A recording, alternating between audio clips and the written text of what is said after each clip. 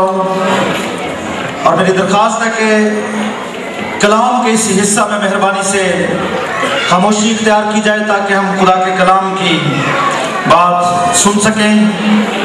سب سے پہلے میں شکر گزار ہوں خدا واحد کا، جس کا تجربہ اور مکاشفہ میری زندگی میں خدا باپ، خدا بیٹے اور خدا روح القدس کی صورت میں موجود ہے۔ اور اس کے بعد میں شکر گزار ہوں اپنے عزیز مہمانوں کا، بھائی پرویز سندھو، ان کی اہلیہ اپنی بہن شکیلہ، اسی طرح اپنی نہایت محترم بہن مسز آسیہ ناصر، بھائی ناصر، اور تمام خدا کے خادموں کا جو انتہائی قابل احترام ہیں۔ ہم ان تمام کے مشکور ہیں، آپ کے بھی شکر گزار ہیں کہ آپ اس جگہ پر موجود ہیں تاکہ ہم خدا کے کلام کو سیکھیں۔ میرے عزیزو، اس سے پیشتر کہ میں خدا کے کلام کو پڑھوں، میں آپ سے یہ کہنا چاہتا ہوں، ہر سال ہم کرسمس مناتے ہیں، ہر سال ہم بڑا دن مناتے ہیں، لیکن سب سے اہم پیغام یہ ہے کہ ہم اس بات کو جانیں، ہمیں اس بات کی سمجھ آ جائے کہ کرسمس کیوں منایا جاتا ہے۔ ابھی آپ نے دیکھا بہت سے یہاں پر پریزنٹیشنز دی گئیں، بچوں نے، یوتھ نے، ویمن منسٹری نے، اور سب نے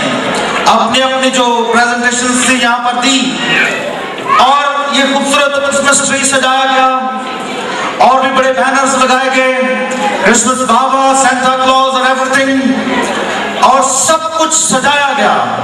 لیکن میں آپ کو یہ بتانا چاہتا ہوں کہ اگر ہم کرسمس کے حقیقی معنوں کو سمجھ نہ پائیں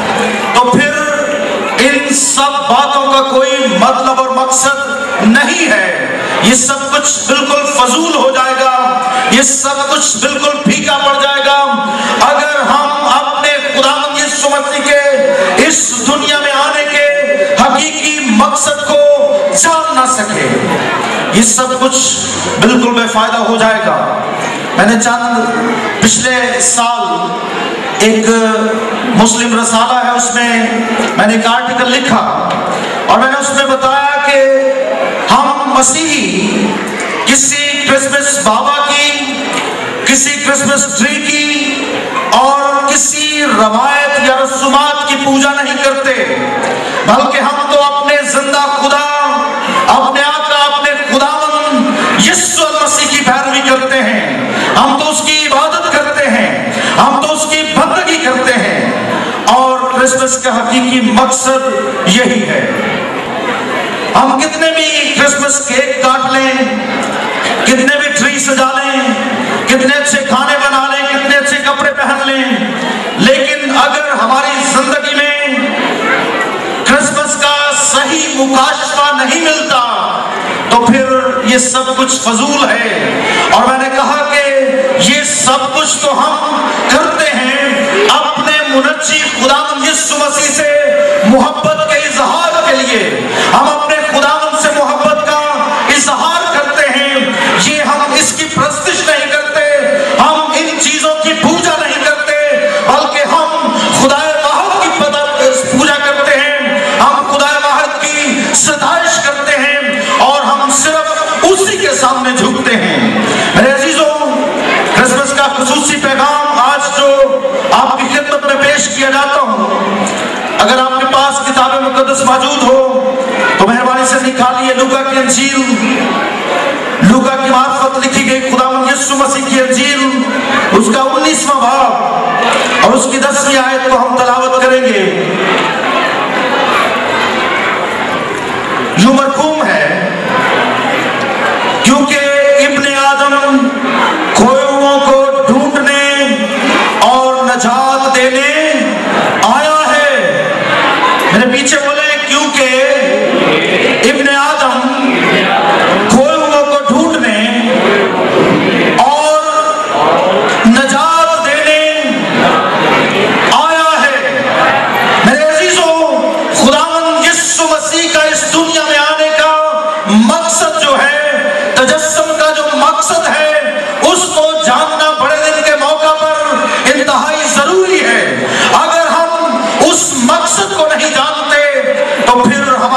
زندگی بالکل فضول ہے، اور پھر ہم اپنے آپ کو نامی مسیحی کہلاتے ہیں، پھر ہم رسوماتی مذہب کے ماننے والے تو ہو سکتے ہیں، لیکن جب تک خداوند یسوع مسیح کے اس دنیا میں آنے کا مکاشفہ ہمیں نہیں ملتا، اس وقت تک کوئی فائدہ نہیں ہے۔ اور خداوند یسوع مسیح نے اپنی زبان مبارک سے یہ فرمایا، ابن آدم کھوئے ہوئے کو ڈھونڈنے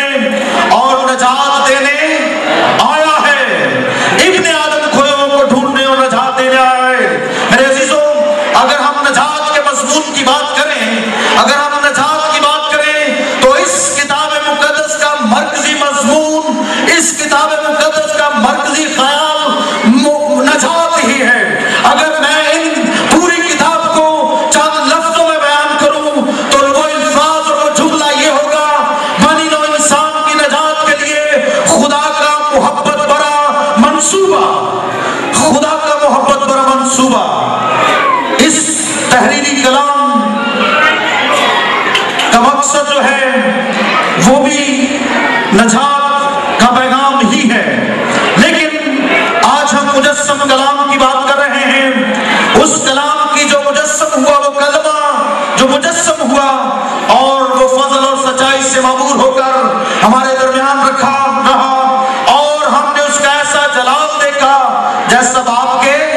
اکلوتے کا جلال۔ میرے عزیزوں، یہ آیت جو میں نے پڑھی، اس کا سیاق و سباق جو ہے وہ زکئی سے تعلق رکھتا ہے، اور زکئی جو تھا وہ ایک کھویا ہوا شخص تھا، وہ دنیا کی بھیڑ میں کھویا ہوا تھا، وہ چاندی کی چمک میں کھویا ہوا تھا،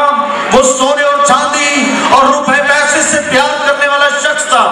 اسی لیے خداوند یسوع مسیح نے یہ فرمایا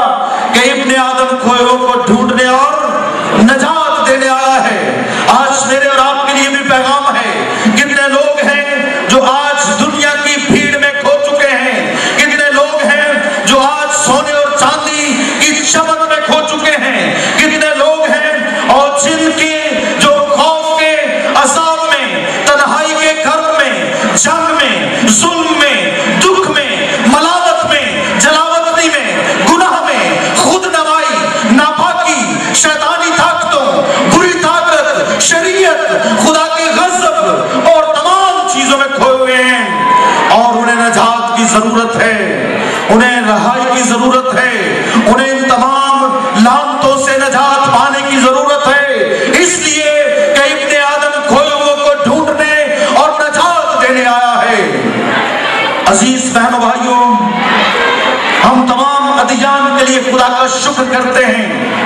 لیکن ایک بات آپ کو بتانا چاہتا ہوں، دنیا